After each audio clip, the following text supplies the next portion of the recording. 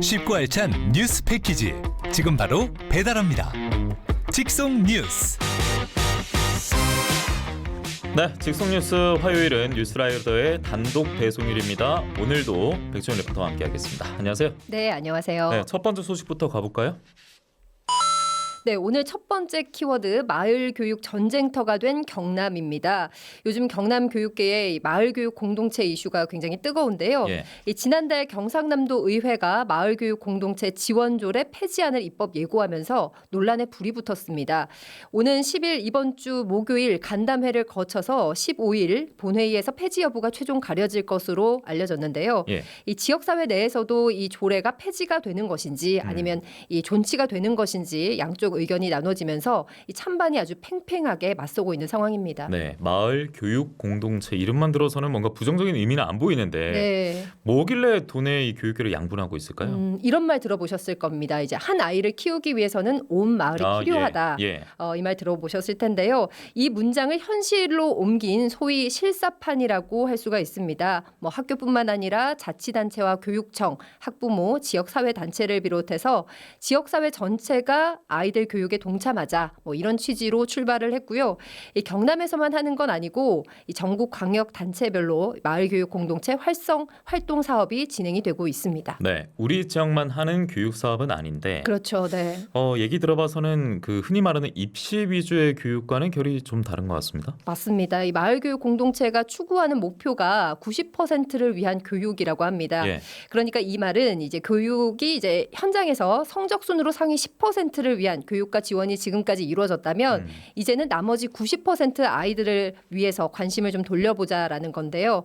이 교실을 벗어나서 다양한 체험 활동 위주로 진행이 되고요. 예. 예를 들어서 이제 동네 빵집 사장님이 빵 굽는 법을 직접 알려준다든지 마을 주민들이 직접 교사가 되기도 합니다. 이 도내에서는 이런 마을 강사들이 아이들을 가르치는 이른바 마을 배움터가 260곳 정도 운영이 되고 있고요. 특히 교육 여건이 열악한 농어촌 지역이나 소외계층 아이들에게 다양한 교육 체험을 제공한다는 점에서 만족도가 상당히 높다고 합니다. 네. 이 관련 예산은 올해 기준으로 120억 원이 지원되고 있습니다. 지금까지 백지원 리포터 말씀드리면 득이 되면 득이 되지 실은 없어 보이는 교육 모델 같은데 예. 지원조례 폐지안이 등장했다는 얘기 아니겠습니까? 맞습니다. 이 경상남도 의회에서는 이 폐지안이 나오게 된 이유에 대해서 일단 부실한 운영과 또 뜻밖에도 일부 강사들의 정치적인 편향성에 대해서 거론을 했는데요. 예. 이 경상남도 의회 교육위원회 소속의 박남용 의원 얘기 들어보시죠. 정치적이다, 편향적이다 그 이야기들은 계속 나오고 있죠. 또 구체적으로 마을 강사들이 특정 정치나 견해, 인용을 학생들에게 주입하는 방식 이런 부분들에 대해서 계속 문제가 좀 제기되었고 예산이 지원되는 교육 프로그램에 정치적인 중립이 훼손된다. 이런 부분에 대해서 조례 폐지 논의도 좀 이루어지고 있는데 다만 모든 의원이 이 사안에 대해서 동의하는 것은 아니고 일부는 이러한 지적이 좀 과다하다는 의견도 없지는 않습니다. 일부 단체, 시민들이 비판적인 목소리를 내고 있고 우리 경남도의회가 압박을 받고 있는 것도 좀 사실입니다. 도의회가 압박을 받는다. 어떤 식의 압박일까요? 네, 지원조례 폐지를 둘러싸고 이 찬반이 엇갈린다고 말씀을 드렸잖아요. 일부 시민단체가 폐지를 막기 위해서 기자회견과 1인 시위에 나서는가 하면요. 이 반대로 조례 폐지를 아주 강력하게 주장하면서 의원들에게 소위 문자 폭탄을 보내고요. 집회를 열면서 목소리를 내는 단체도 있습니다. 예. 이 지원조례 폐지 운동을 하고 있는 바른가치 수호 경남도민연합 차정화 사무국장 얘기 들어보시죠. 우리 경남의 아이들에게 최고 좋은 것만, 최고 좋은 교육만 주고 싶은 순수 부모이기 때문에 이 조례의 폐지를 주장합니다. 마을교사 기초연수 수업 중에 학교에 동학운동처럼 학교를 점령하자, 동학운동처럼 세력화해서 조례와 교과서를 만들어 학교 교사들 역할을 자신들이 하겠다. 즉 공교육을 넘보겠다라는 엄청난 발언을 한 것이지요. 즉 이 단체의 정체성을 마을 교사들에게 주입시킨 것인데요. 이것은 명백한 대한민국 법 위반인 것입니다. 우리 아이들에게 순수한 마음이 아닌 자신들의 뜻을 이루기 위해 세력화를 위해 한 해 120억이나 사용하는 마을 교육 공동체는 절대 용납할 수 없습니다. 절대 폐지되어야 한다고 생각합니다. 예, 완강한 입장이군요. 네. 바른가치 수호 경남도민연합 차정화 사무국장의 발언이었고 정치적인 성향과 세력화 등을 지적하는 발언이었습니다. 학생들에게 그러면 교육이 되고 있는 마을 교육 공동체 이 교육 내용에 대해서는 어떻게 보고 있어요? 네, 마을 교육 공동체 활동이 성적을 높이기보다는 이 환경이나 생태 교육 위주로 진행이 되는데요. 예. 앞서 인터뷰 내용을 들으셨던 이 바른가치 수호 경남도민연합은 그런 부분에서도 이견을 좀 보였고요. 특히 마을 강사들의 전문성에 대해서도 자질 문제를 제기하고 나섰습니다. 그렇군요. 그러면 이제 반대 입장은요. 폐지를 하면 안 된다. 입장은 네. 어떤 겁니까? 현재 조례 폐지를 반대하는 쪽에서는 문화생활 사각지대에 놓인 아이들에게 이 마을 교육 공동체가 아주 큰 도움이 되고 있다는 입장입니다. 이 경상남도 마을 교육 공동체 활성화 지원에 관한 조례 폐지 반대 비상대책위원회 정지혜 사무국장 의견도 들어보시죠. 조례 덕분에 학교 종이 앱을 읽지도 못하는 이주가정 학부모님들을 위한 한글 교실이 운영되었고 문화예술 강좌, 신나는 마을 놀이터, 마을 동아리 등의 활동을 통해서 구도심으로 할렘화 되어가고 있는 마을에 생기를 불어넣어 주고 있습니다. 그런데 이 조례안이 폐지되고 이런 활동들이 모두 멈추게 되면 결국 학교는 사라지게 되겠죠. 학교나 집 근처에 학원이나 다른 교육 인프라가 전혀 없는 곳들도 얼마나 많은지 학교와 마을이 아이들의 교육과 돌봄을 위해서 노력하고 있다고 생각합니다. 이러한 곳들을 확산시키고 지원하지는 못할 망정 폐지하겠다고 하는 것에 대해 경남의 학부모님들이 이해하실 수 있으실까요? 예, 조례 폐지를 두고 온도차가 극명해 보이는데 그 때문인지 지금 시위나 집회로 확산되고 있는 모양새 같습니다. 네, 오는 10일 이번 주 목요일 간담회가 예정돼 있습니다. 예. 그날 온통 이제 도의회에 관심이 쏟아질 텐데요. 사실 앞서 집회 신고를 미리 앞당겨 하는 부분에 있어서도 진보와 보수 진영 이렇게 양 단체들이 신경전을 굉장히 벌이기도 했습니다. 결국 당일 현장에서 찬반 집회가 동시에 이뤄질 예정이고요. 예. 일각에서는 또 물리적인 충돌을 우려하는 목소리들도 있는데 다들 아이들 교육을 위해서 거리로 나서는 거니까요. 이제 무리한 충돌은 좀 자제하자는 분위기가 이어지고 있습니다. 그러니까요. 지금 저희가 정치 얘기하고 있는 게 아니고 네. 교육 얘기입니다. 맞습니다. 그래서 도교육청은 어떻게 바라보고 있을까 이것도 궁금해지거든요. 지난해부터 도의회에서 몇몇 운영상의 문제가 지적이 되면서 지원 사업 예산이 50% 삭감이 됐는데요. 이 도교육청이 쇄신안을 통해서 운영을 개선하겠다 계획을 밝힌 바 있습니다. 예. 특히 마을 강사의 자격 기준을 강화한 부분이 눈에 띄는데요. 경상남도 교육청 학교 혁신과 김성준 장학사의 얘기도 들어보시죠.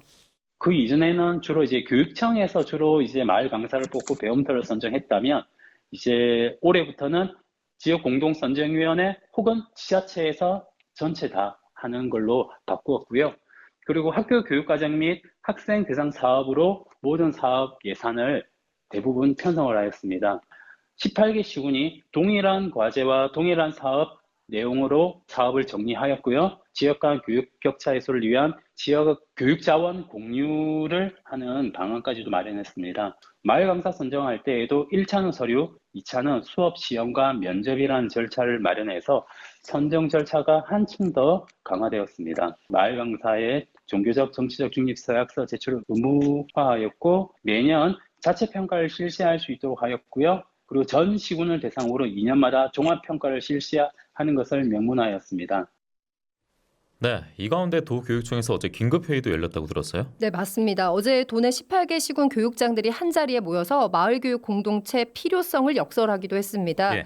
현재 전국에서 모두 시행 중인데 경남에서만 폐지하거나 축소하게 되면 도내 학생들의 교육 다양성이 훼손될 수 있다라는 우려가 나왔고요.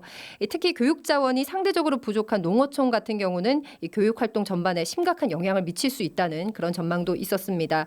또 도시와 농어촌 간의 교육 격차가 벌어질 수가 있다. 또 농어촌 인구 유출과 지역 소멸이 가속화될 수 있다는 전망도 나왔습니다. 네, 물론 더 지켜봐야겠습니다만 조례 폐지 여부가 찬성이든 반대든 지금 어느 한쪽으로 기울거나 이런 건 아니잖아요. 네, 이 경상남도 의회가 지난달에 폐지 입법 예고를 하고 주민 의견 수렴한 결과 이 전체 12,000여 명의 의견이 접수가 됐고요. 이 중 폐지 반대가 11,800여 건, 그리고 폐지 찬성은 215건이 접수가 됐습니다. 오는 10일 토론회를 거쳐서 15일 본회의에 처리가 될 예정인데요. 어쩌면 이번 주가 마을교육 공동체 지원조례 존폐 여부를 가늠할 분수령이 될 것으로 보입니다. 예, 교육을 두고 정치적이다 이런 말 자체가 거론된다는 사실이 굉장히 네. 좀 안타깝고 평행선을 달리기보다는 협의하고 소통하는 모습도 우리 아이들에게 보여주는 것이 또 교육의 또 중요한 일환이 아닐까 싶습니다. 맞습니다. 더 지켜보겠고요. 다음 소식 가겠습니다. 네, 이번 키워드는 바가지 사절입니다. 가을은 뭐 축제의 계절이라 해도 뭐 과언이 아닐 텐데요. 그럼요. 요즘 도내 곳곳에서 축제가 계속해서 이어지고 있습니다. 이럴 때 또 불청객처럼 따라오는 바가지 논란 사실 뭐 한두 번 나온 건 아닌데요. 이번 주에는 가을 축제뿐만 아니라 가까운 김해에서 또 국내 종합 스포츠 축제 이 전국체전도 열립니다. 네, 제105회 전국체육대회가 이번 주 금요일 그렇죠. 그러니까 주 개최지는 김해고 김해만 열리는 게 아니라 김해를 중심으로 우리 저 곳곳에서 펼쳐지는데 어제 이희영의 머니볼에서 지기도 했었거든요. 네, 예. 맞습니다. 이번 전국체전에서는 파리올림픽에서 영웅으로 나왔던 그렇죠. 선수들도 대거 출연을 하고요. 예. 이 선수 19,000여 명에 임원 9,000여 명 모두 28,000여 명이 참가합니다. 이 개회식과 폐회식 관람객들까지 함께 더하게 되면 약 3만 명 정도의 인파가 한꺼번에 몰릴 것으로 예상이 되는데요. 그렇다 보니까 대회를 앞두고 김해 지역의 일부 숙소 가격이 이 평소에는 1박에 5, 6만 원 예. 선이던 것이 이번에는 이제는 이제 1박에 17만 원, 어이구, 18만 예. 원 기존에 약 3배까지 올랐다는 보도가 나오고 있습니다. 하지만 이 부분에 대해서 현실적인 제재는 또 어렵다고 하는데요. 이 김해 YMCA 소비자 상담실 장은지 간사 얘기 들어보시죠. 전국체전이 다가오고 있는 만큼 남은 객실도 이제 연박이나 다양한 사정 때문에 기존의 가격보다는 두세 배 비싼 가격으로 거래되고 있다고 말씀을 해주시더라고요. 숙박비가 다른 곳에 비해서 저렴해서 이제 클릭을 하게 되면 날짜를 지정하면 또 가격이 바뀌는 상술이 많아지고 있는 상황이라고 파악을 했습니다. 이제 안타깝게도 현재 숙박비를 비싸게 받는 행위에 대해서는 합의 또는 권고밖에 구할 수 없는 상황이고요. 제재할 규정이 따로 존재하진 않습니다. 업체에서 예약 취소나 환급을 일방적으로 거절하는 경우에는 이제 1372 소비자 상담센터를 통해서 도움을 드리고 있어요. 계약하실 때 사업자나 계약일 그리고 계약 금액 세부 내용을 꼭 기록을 해두셔야 하고 숙박업을 예매하실 거면 어플을 통해서 예매하시는 게 가장 안전하고요. 전화나 방문해서 예약을 하시는 경우에는 저희가 정확하게 안내를 드리기는 조금 어려운 부분이 있거든요. 예, 도내 곳곳에서 이제 가을 축제가 펼쳐지고 있는데 앞으로도 쭉 예정돼 있기도 하고요. 네, 맞습니다. 그러니까 대목이라 생각할 수 있는데 좀 장기적으로 행정도 마찬가지고요. 상인이나 자영업자들도 좀 장기적으로 봤으면 좋겠습니다. 우선 바가지 요금 퇴출 대책도 더욱 꼼꼼하게 이루어져야겠고요.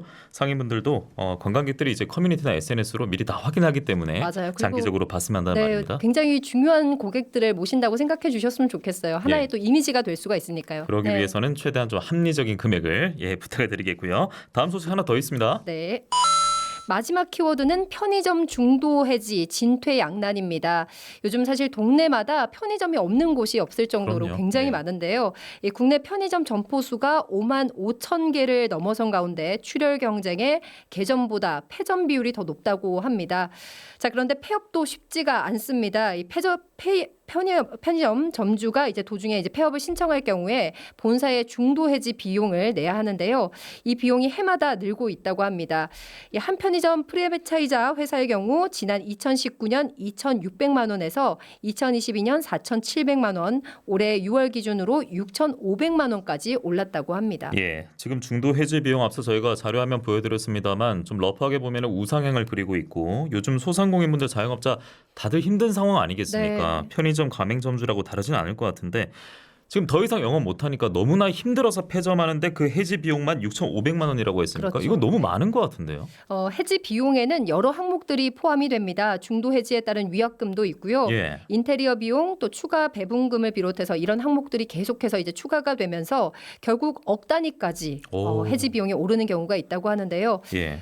그야말로 부르는 게 값입니다. 또 참고로 편의점 창업 비용은 프랜차이즈에 따라 다르긴 하지만 평균적으로 최소 1억 원에서 최대 2억 5천만 원 정도라고 합니다. 예, 지난 시간에 저희가 그 자영업자 철거하는데 그 비용도 굉장히 부담스럽다라는 말씀드렸는데 네. 지금 편의점 자영업자 같은 경우에도 폐점하더라도 폐점하는 데 있어서 비용을 생각하면은 숨이 턱턱 막힐 것 같습니다.